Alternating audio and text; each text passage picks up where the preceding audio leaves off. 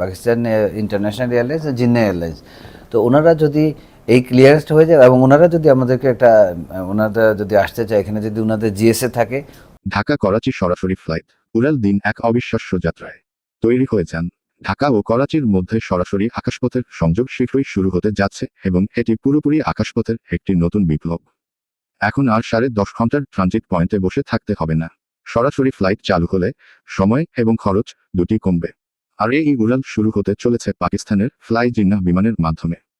Fly Jinnah পাকিস্তানের Luxon group এবং air এরাবিয়ার যৌথ উদ্যোগে পরিচালিত একটি লো কস্ট এয়ারলাইন্স। সম্প্রতি বাংলাদেশ বেসামরিক বিমান চলাচল কর্তৃপক্ষ বেবিচক থেকে ঢাকা করাচি সরাসরি ফ্লাইট পরিচালনার অনুমোদন পেয়েছে। 1 দশক পর 2 শহরের মধ্যে সরাসরি বিমান যোগাযোগ আবার শুরু হতে যাচ্ছে।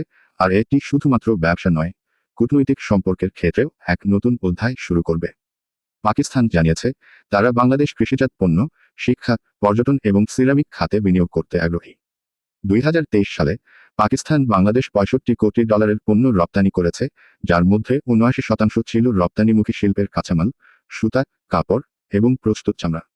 বাংলাদেশ ও পাকিস্তানের প্রায় $6 কোটি পণ্য রপ্তানি করেছে এবং সরাসরি ফ্লাইট চালু হলে এই বাণিজ্য অনেক সহজ হবে। এখন আরও উত্তেজনাপূর্ণ খবর। ঢাকা করাচি সরাসরি ফ্লাইট চালু হলে ভাড়া কমে যাবে।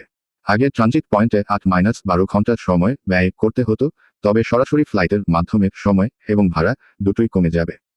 একেবারে অবিশ্বাস্য। আরও অবাক হওয়ার মতো খবর। ভারতীয় আকাশপথ ব্যবহার করে ঢাকা করাচি ফ্লাইট চালানোর পরিকল্পনা রয়েছে। তবে ভারতের পক্ষ থেকে এখনও আনুষ্ঠানিক কোনো সিদ্ধান্ত আসেনি। যদি সত্যি তাই হয়, তবে এই আকাশপথ আরও দ্রুত এবং সরাসরি হয়ে উঠবে। পাকিস্তান এবং বাংলাদেশের মধ্যে এই নতুন আকাশপথ শুধু ব্যবসা এবং পর্যটনেই পরিবর্তন আনবে না, বরং মধ্যপ্রাচ্যের সাথে যোগাযোগের ক্ষেত্রেও এক নতুন দিগন্ত খুলে দেবে। এই নতুন পথের মাধ্যমে শুধু ঢাকা ও করাচির মধ্যে নয়, পুরো অঞ্চলের মধ্যে এক বিপ্লব আসবে।